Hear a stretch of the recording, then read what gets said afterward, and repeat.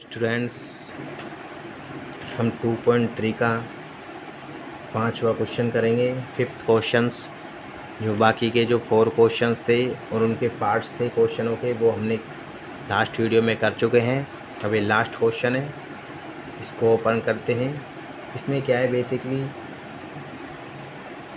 Question देखो, पढ़ो क्या बोल रहा है कि बहुपद हो px, gx, qx और rx के ऐसे उदाहरण दीजिए जो विभाजन एल्गोरिथम को संतुष्ट करते हो। अपन को ऐसे उदाहरण देने हैं जो विभाजन एल्गोरिथम को संतुष्ट करते हो। तो इन क्वेश्चनों में क्या है, आप खुद भी अपने बहुपदों को मान के कोई सा बहुपद लेके बस वो शर्त को सेटिस्फाई करना चाहिए।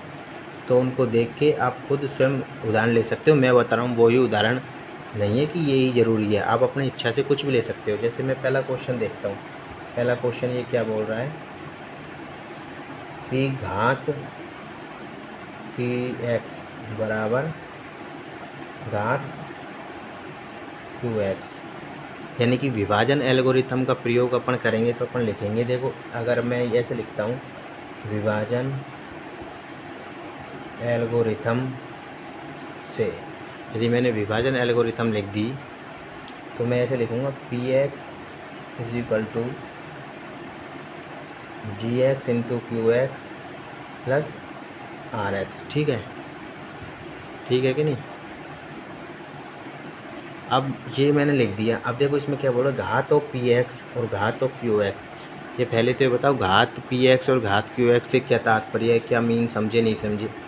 कि मैंने आपको जब चैप्टर स्टार्ट करा था, जब इंट्रोडक्शन में आपको बता चुका हूँ मैं चीज़ों को कि घात ऑफ px की कोई भी बहुपद, यानी कि मानो कि ये कोई बहुपद है px बराबर x³ प्लस का 3x² प्लस का 2x प्लस 1। एक अपन बहुपद ले लेते हैं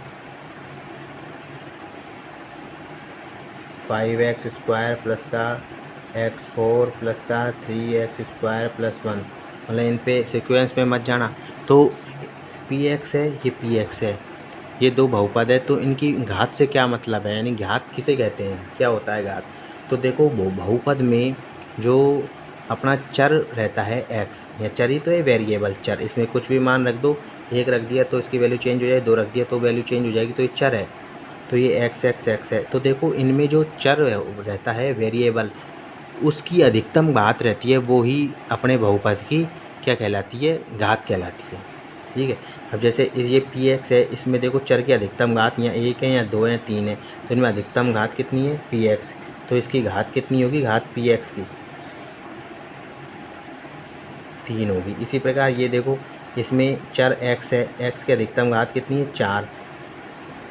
अधिकतम घात 4 है, तो इस px की घात कितनी हो गई, 4। तो इस प्रकार घात से तात्पर्य है कि घात बहुपद में चर की अधिकतम जो पावर होती है, अधिकतम घात होती है, वो ही बहुपद की घात कहलाती है। तो यही सेम प्रोसेस है कि घात px बराबर qx, यानी कि अपन को ऐसी समीकरण लेनी है बहुपद, इसमें बहुपद में px का जो बहुपद है उसकी घात और घात qx, यानी कि qx का इससे तात्पर्य क्या है, भागफल आएगा, उसकी घात, दोनों की घात बराबर होनी चाहिए। ठीक है, उसमें चर की, वेरिएबल की, दोनों की घात बराबर होनी चाहिए। ठीक है, तो मैं आपको उदाहरण से समझाऊंगा, उदाहरण करके बताता हूँ। ठीक है, ये अपन ने विभाजन एल्गोरिथम लिख दिया। अब अपन को px बराबर qx करना है। ठीक है, तो देखो जब ये px और ये qx, इनकी घात तभी समान होएगी, मैं हिंदी लिख दूँगा इसमें, इनकी घात तभी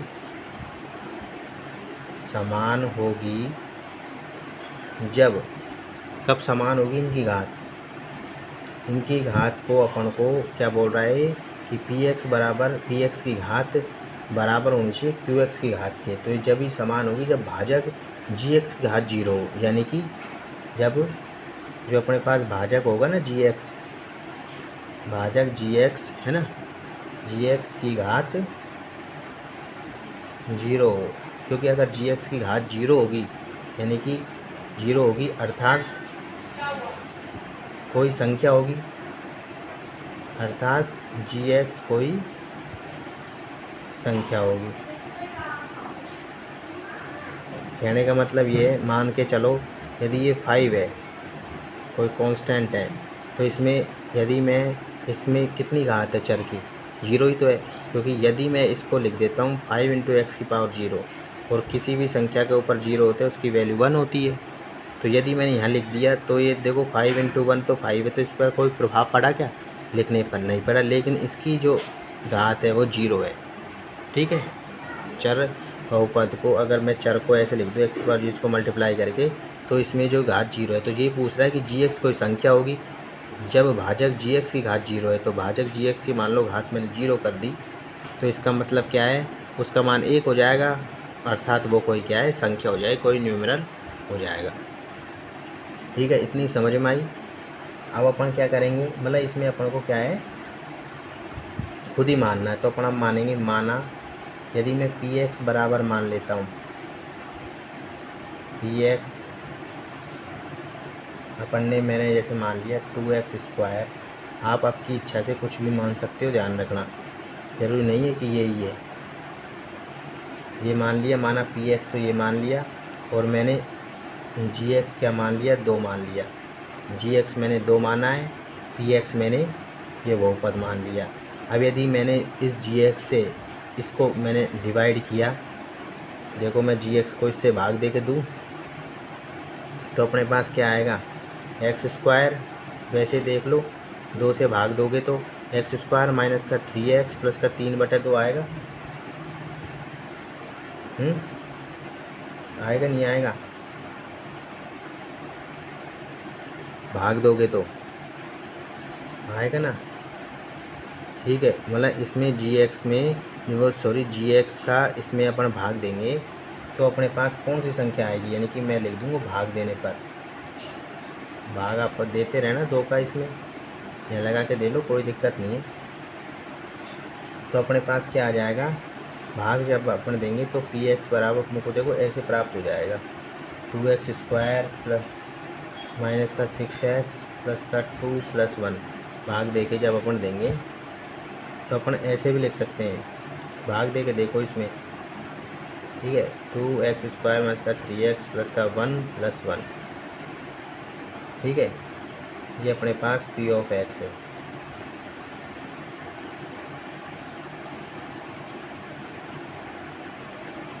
ठीक है, अब देखो ये जो px है ना, ये क्या है अपने पास, 2 अपने पास क्या है, क्या लिया था अपन ने, 2 gx, ये क्या है qx। भाग दे के देखोगे, भाग देने पर अपने पास 2 का ये भाग देने पर अपने पास ये आएगा। ठीक है मेरी बात, और प्लस rx, भाग दे के देख लेना, यही आ जाएगी अपने पास संख्या। ठीक है, 2 का अपन ने इसमें भाग दोगे तो यही, तो अपने पास ये आ गया gx qx rx। अब देखो यहाँ पे मैंने आपको ये बात बताई थी कि px अपने पास क्या है, 2x² माइनस का 6x प्लस का 3। ठीक है, ये तो px है, px अपने पास ये हो गया, और rx की वैल्यू अपने पास 1 आ गई। चलो मैं लिख देता हूँ कि px बराबर तो 1, ये हो गया। और अपने पास जो gx है वो अपने पास 2 है ये, और अपने पास qx है वो अपने पास x² माइनस 3x प्लस 1 आ गया, और rx बराबर अपने पास 1 आ गया। अब देखो यहाँ इसकी घात देखो 2, यहाँ 2, तो घात बराबर है, तो अपन लिख सकते हैं अतः घात px बराबर घात qx। तो ये तो मैंने अपने हिसाब से माना था, आप कुछ भी मान सकते हो, ऐसी संख्या मान सकते हो px की और qx की जिनमें दोनों की x की पावर समान हो, तो वो क्या है, घात इक्वल हो जाएगी, और घात इक्वल होने के बाद अपना ही समीकरण आ जाएगा, संतुष्ट कर देगा इसको। तो मैंने समझाने की दृष्टि से आपको ये बताया। ठीक है, ये तो मैंने आपको समझाने की दृष्टिकोण से ऐसा इतना किया है। ठीक है, नहीं तो सवाल और भी जल्दी हो जाता। ठीक है, अब अपन इसके सेकंड पार्ट पे आएंगे। सेकंड पार्ट क्या बोलता है इसका, सेकंड पार्ट इसमें ये बोल रहा है कि इसमें क्या करनी है, इसमें घात QX बराबर घात RX करनी है, घात QX बराबर घात RX करनी है। ठीक है, घात QX बराबर घात RX करनी है। तो घात QX और घात RX कब होगी, यानी कि यह तभी संभव है। कब संभव है, लिख देता हूँ मैं थोड़ा सा इसमें। मतलब घात GX है अपने पास, है ना, और घात RX, ये दोनों की घात इक्वल होनी चाहिए। इक्वल उस स्थिति में होगी, कब होगी, जब PX की घात GX की घात के बराबर हो। कब होगी, जब घात PX बराबर हो घात GX के, यानी कि जो PX की घात अगर GX की घात के बराबर है तो ये अपने पास क्या होगा, GX की घात RX की घात के बराबर हो जाएगी। देखो अपन उदाहरण लेके चलेंगे। माना PX बराबर ले लिया अपन ने 2x स्क्वायर प्लस का 6x प्लस का 7, ठीक है, और अपन ने GX बराबर ले लिया x स्क्वायर प्लस का 3x प्लस का 2, ठीक है। अपन ने PX QX लिया है, दोनों की घात इक्वल रखी है, और ये तभी आएगा जब रिजल्ट आएगा QX बराबर RX। विभाजन एल्गोरिथम से तुलना करके देखेंगे अपन जब। अब देखो अपन अब क्या है, भाग देने पर यदि GX का इसमें अपन भाग देंगे तो अपने पास क्या आ जाएगा, भाग देने पर जब अपन भाग देंगे ना इसका, तो अपने पास QX की वैल्यू आ जाएगी। QX बराबर अपने पास 2 आ जाएगा। क्या आ जाएगा, 2 आ जाएगा QX, और RX का मान अपने पास आ जाएगा 3। RX की वैल्यू आ जाएगी 3। अब देख लो ये दोनों बराबर है भाई। भाग देने से मतलब तुम समझ जाओ कि भाग देंगे तो 2 तो इसमें से कॉमन आ जाएगा। 2 के में 3 एरिया, 2 कॉमन होके ये में भी अगर मैं 6 + 1 लिखूँगा इसको, 6 + 1 लिख दूँगा इसको, या 3 नहीं तो 4 + 3 लिख दिया मैंने इसको, 4 + 3, तो देखो 2 यहाँ पे आ जाएगा, प्लस का 3 बचेगा, 3 यहाँ आ जाएगा, ऑटोमेटिकली भाग चले गया कॉमन निकाल के, ठीक है। आ जाएगा ना। तो ये देखो QX तो अपन लिखेंगे कि घात QX बराबर घात RX, ठीक है, क्योंकि ये 2 बराबर 3 आ गया। अगर मैं इसको x की पावर यहाँ 0 लिख दूँ और यहाँ x की पावर 0 लिख दूँ, देखो इन दोनों घात बराबर है, तो 2 बराबर 3 है, कोई फ़र्क भी नहीं पड़ रहा। और x की पावर 0 कैसे लिख दी, तो अपन लिखेंगे क्योंकि x की पावर 0 = 1 होता है, इसलिए, ठीक है। अब आपका लास्ट और फाइनल इस चैप्टर का क्वेश्चन है, वो देख लो क्या बोल रहा है वो, फिर अपनी ये ख़त्म हो जाएगी। ये तीसरा क्वेश्चन है आपका। इसमें क्या बोल रहा है कि घात RX बराबर 0। अब RX की घात 0 करनी है, ठीक है, यानी कि RX में अपन को क्या आना चाहिए, अचर पद आना चाहिए। RX की घात 0 करनी है, RX में अपने पास अचर पद आएगा तो वो 0 हो जाएगी। देखो ऐसा तब होगा, कब होगा ऐसा, जब PX GX से पूरी तरह विभाजित हो।